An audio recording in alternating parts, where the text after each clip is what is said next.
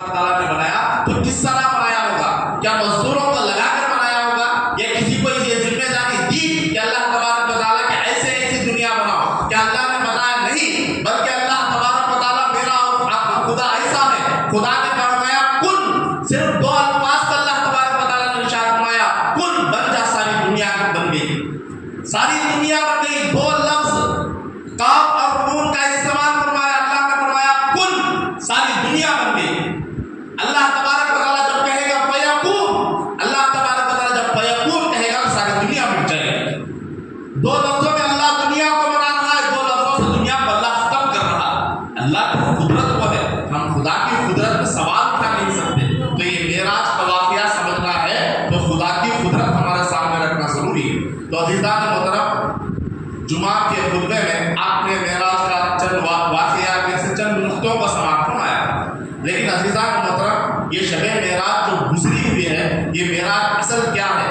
عزیزان محترم ان میں سے چند نقطوں کو آپ کے سامنے رکھوں گا۔ آپ ہمیشہ واقعہ سنتے ہوئے آ رہے ہیں، کیونکہ امت رسول کا ہر بچہ جانتا ہے کہ معراج کا واقعہ کیا ہے، کہ اللہ کے رسول صلی اللہ علیہ وسلم کو اللہ تبارک و تعالیٰ نے اپنے پاس بلایا۔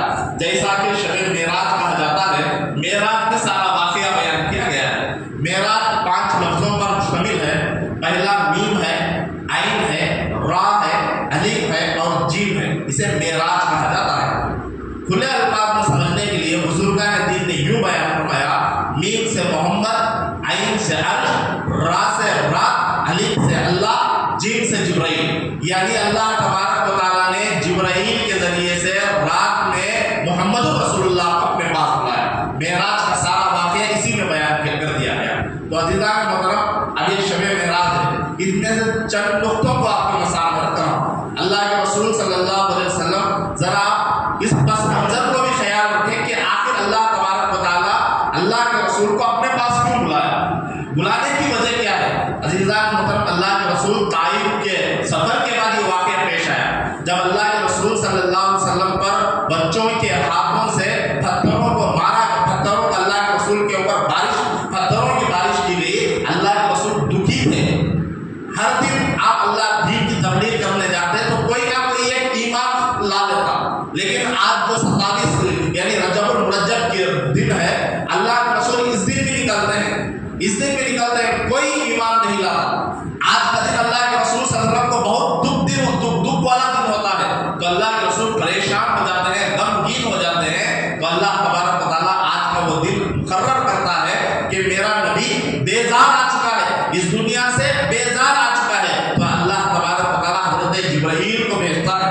اللہ کے رسول اپنی چچیری بہن ام ہانی کے گھر میں آرام فرما رہے ہوتے ہیں، حضرت جبرائیل امین زمین پر آتے ہیں، ام ہانی کی جو گھر کی چھت ہوتی ہے اسے پھاڑ کر آتے ہیں۔ کیوں پھاڑ کر آنے کی وجہ بھی کیا ہے؟ یہاں پر چھوٹے چھوٹے نقطوں کو سماعت فرمائے۔ روزانہ جبرائیل امین آیا کرتے تھے، قرآن جو وحی کے ذریعے سے نازل ہوئی جبرائیل ہی آیتوں کو لے کر آیا کرتے تھے، لیکن آج چھت کو پھاڑ کر آنے کی کیا وجہ تھی؟ کیونکہ امت کو بتانا تھا کہ جبرائیل امین اس رات کو آئے تھے، آئے بھی کس ذریعے سے آئے؟ چھت پھاڑ کر آئے، کہ لوگوں کو معلوم ہو جائے کہ جبرائیل امین کا نزول ہوا۔ تو عزیزان محترم، چھت پھاڑ کر اللہ کے رسول صلی اللہ علیہ وسلم کے بعد حضرت جبرائیل امین آتے ہیں۔ مختصر آپ کے سامنے واقعہ رکھ رہا ہوں، جب اللہ کے رسول آ رہے تھے، آپ آرام فرما رہے تھے۔ عزیزان محترم، جب بھی ہمارے کوئی بڑے آرام فرما رہے ہوتے ہیں، یہاں پر آپ یاد رکھ لیں کہ جبرائیل کی سنت ہے اور خدا نے جبرائیل کو یہ سنت سکھا کر بھیجا تھا۔ جب بھی کوئی ہمارے بڑے آرام کر رہے ہوں یا کوئی بھی آرام کر رہے ہوں تو انہیں نیند سے بیدار کرنے کے لیے ان کا نام زور سے لے کر نہیں پکارا جاتا، کیونکہ جو دل ہے وہ نازک ہوتا ہے۔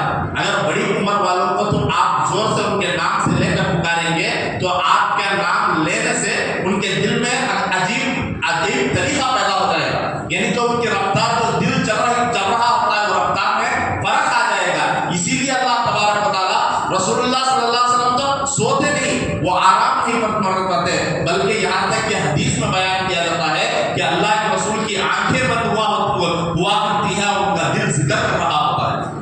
تو جبرائیل امین اللہ کے رسول صلی اللہ علیہ وسلم کی خدمت میں حاضر ہوتے ہیں۔ اللہ کے رسول کو دین سے بیدار کرنے کا طریقہ کیا ہے؟ عزیزان محترم، آج جب میں معراج کا یہ واقعہ پڑھ رہا تھا، عزیزان محترم جب میں معراج کا واقعہ پڑھ رہا تھا، مجھے ایسا اندازہ لگا کہ اللہ میرے امامنا مہدی موعود علیہ السلام نے جو ہمیں تعلیمات دی ہے وہی تعلیمات معراج میں ملتی ہے۔ اللہ کے امامنا مہدی موعود علیہ السلام جس مہدی کو ہم مانتے ہیں، جنہوں نے تعلیمات جو ہمارے پاس مہدویت میں جو تعلیمات ہیں وہ آج بھی پورے معراج کے واقعے میں معلوم ہوتے ہیں۔ مہدویوں میں جو کیا جاتا ہے وہ سارے واقعات کو معراج سے اٹھا کر دیکھیں گے تو وہ سارے واقعات ہمارے سامنے آ جاتے ہیں۔ اسی لیے مہدی موعود علیہ السلام اس دنیا میں آئے جو دین ختم ہو چکا تھا اس دین کو زندہ کرنے کے لیے آئے، جو دین کو زندہ کرنے کے لیے آئے۔ آج ساری دنیا میں آپ چلے جائیں، ساری دنیا میں چلے جائیں، آپ مہدویت کو ایک طرف لے لیں اور معراج کے واقعے کو ایک طرف لے لیں، معراج کے واقعے کو اور مہدویت کو ایک لے لیں تو عزیزان محترم ختم گوشی کسی کے بعد نہیں ہوتی، ختم گوشی ہوتی ہے تو صرف مہدویوں میں ہوتی ہے۔ جاؤ جا کے سوال جبرائیل سے پوچھو، مجھ سے مت پوچھو۔ جبرائیل امین اللہ کے رسول صلی اللہ علیہ وسلم کو نیند سے بیدار کرتے ہیں، آپ یہ کہتے ہیں کہ کسی کے سامنے جھکنا نہیں، تعظیمی بھی جھکنا ہوتا ہے۔ خدا سمجھ کر جبرائیل محمد رسول اللہ کے سامنے جھک نہیں رہے ہیں بلکہ عظمت مصطفیٰ ہمارے سامنے بیان کر رہے ہیں۔ حضرت جبرائیل امین اللہ کے رسول صلی اللہ علیہ وسلم کے قدموں کو بوسہ دیتے ہیں، اسی کو ختم گوشی کہا جاتا ہے۔ عزیزان محترم وہاں پر مہدویت ہے۔ امامنا مہدی موعود علیہ السلام نے یہی طریقہ بیان فرمایا کہ اگر تمہارے مرشدین ہیں یا تمہارے والدین ہیں تو ان کی ختم گوشی کیا ہے۔ جا کر جبرائیل سے پوچھو، مجھ سے نہ پوچھو ان کی ختم گوشی کہاں سے آئی۔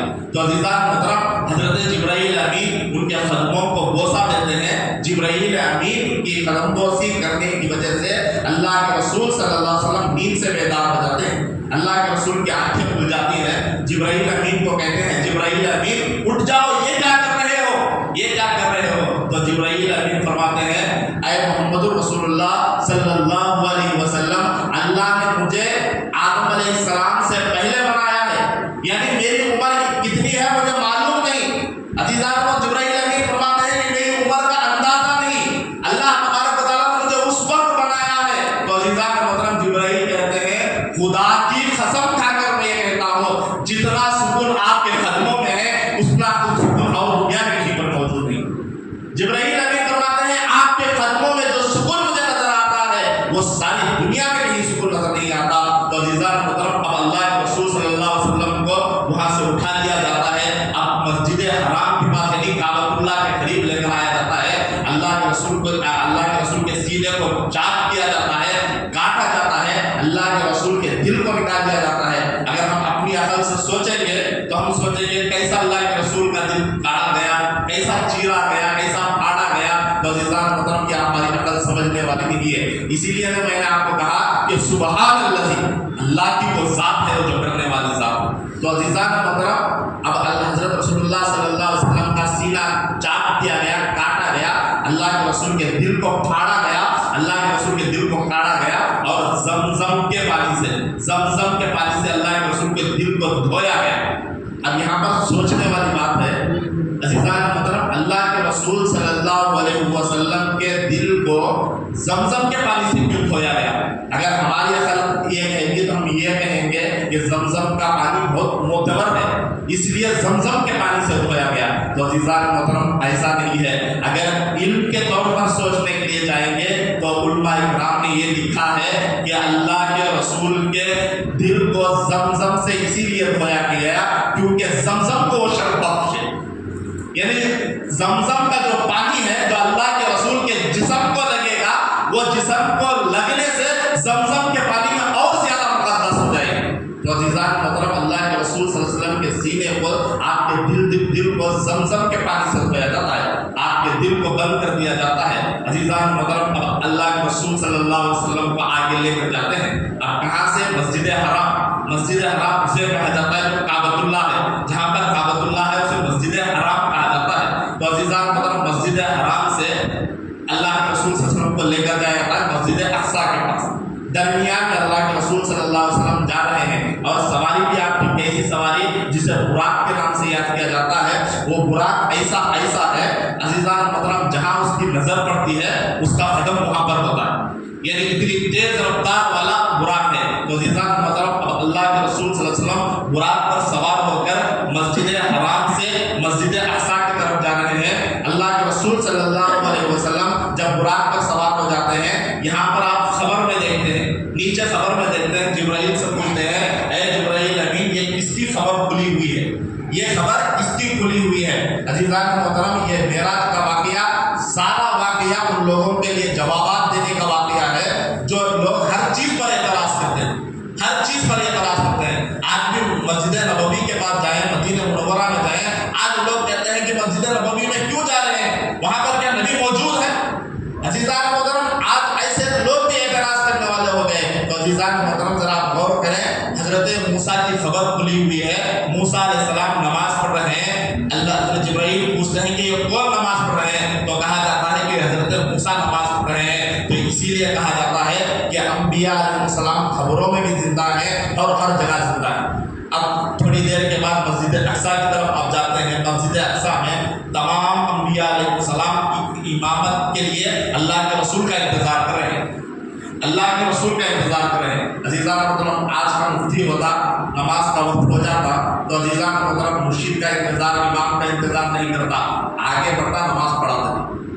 अंबिया अलैहिस्सलाम किसका इंतज़ार कर रहे हैं, इमामुल अंबिया का इंतज़ार कर रहे हैं, रसूलुल्लाह सल्लल्लाहु अलैहि वसल्लम का इंतज़ार कर रहे हैं। 1,24,000 कम हो गई, 1,24,000 अंबिया अलैहिस्सलाम की इंतज़ार कर रहे हैं। तो अज़ीज़ान मोहतरम, अल्लाह के रसूल सल्लल्लाहु अलैहि वसल्लम उनकी इमामत फरमाते हैं, अल्लाह के रसूल सल्लल्लाहु अलैहि वसल्लम उनकी इमामत फरमाते हैं। अब अल्लाह के रसूल सल्लल्लाहु अलैहि वसल्लम उनकी इमामत फरमाते हैं, अंबिया अलैहिस्सलाम मुलाकात करते हैं।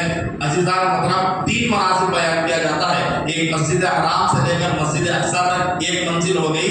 ये ज़मीन का सफ़र था, ये ज़मीन का सफ़र था जो मस्जिद अक्सा, जिसे फ़लस्तीन कहा जाता है। अल्लाह के रसूल सल्लल्लाहु अलैहि वसल्लम को इस दौरान सफ़र आपने क्या क्या किया, सबसे मुक़द्दस जगहों पर अल्लाह के रसूल सल्लल्लाहु अलैहि वसल्लम ने नमाज़ें पढ़ी, नमाज़ें पढ़ी। आज हम भी कहीं पर भी मुक़द्दस जगह जाते हैं, मिसाल के तौर पर कहीं भी मुक़द्दस जगह जाते हैं, वहाँ पर 2 रकात शुक्राने की नमाज़ अदा करते हैं। अल्लाह के रसूल सल्लल्लाहु अलैहि वसल्लम की ये सुन्नत है। जब मस्जिद हराम में आपका सीना फिर सिला गया, आपका दिल डाल दिया गया, तो 2 रकात शुक्राने की अल्लाह के रसूल सल्लल्लाहु अलैहि वसल्लम नमाज पढ़ते हैं। फिर वहाँ से आपको यसरिब की तरफ ले जाया जाता है, यानी मदीना मुनव्वरा में। जिब्राइल से पूछते हैं, जिब्राइल अमीन, ये कौन सी जगह है। अल्लाह के रसूल सल्लल्लाहु अलैहि वसल्लम को जवाब जिब्राइल अमीन देते हैं, ये वो जगह है जहाँ पर आपको तदबीर किया जाएगा। यानी अल्लाह के रसूल सल्लल्लाहु अलैहि वसल्लम जहाँ पर आज मौजूद है, वहाँ पर अल्लाह के रसूल सल्लल्लाहु अलैहि वसल्लम 2 रकात नमाज पढ़ते हैं। उसी पर रियाजुल जन्ना कहा जाता है। रियाजुल जन्ना कोई आम जगह नहीं है। अल्लाह के रसूल सल्लल्लाहु अलैहि वसल्लम ने इरशाद फरमाया, रियाजुल जन्ना वो जगह है, रियाजुल जन्ना जन्नत के हिस्से में से एक हिस्सा। अल्लाह ने जन्नत के एक टुकड़े को रियाजुल जन्ना बनाया है। यानी दुनिया में अगर जन्नत देखना है तो रियाजुल जन्ना में चले जाए। अल्लाह के रसूल सल्लल्लाहु अलैहि वसल्लम का रोज़ा कहाँ से है, और अल्लाह के रसूल सल्लल्लाहु अलैहि वसल्लम का हुजरा, अल्लाह के रसूल जहाँ पर नमाज पढ़ाया करते थे, उसे रियाजुल जन्ना कहा जाता है। यानी जन्नत का एक हिस्सा अल्लाह तबारक व तआला ने इस दुनिया में भी रखा है। अगर कोई जन्नत को देखना चाहता है वो मदीने में चले जाए। तो अज़ीज़ान मोहतरम, से रियाजुल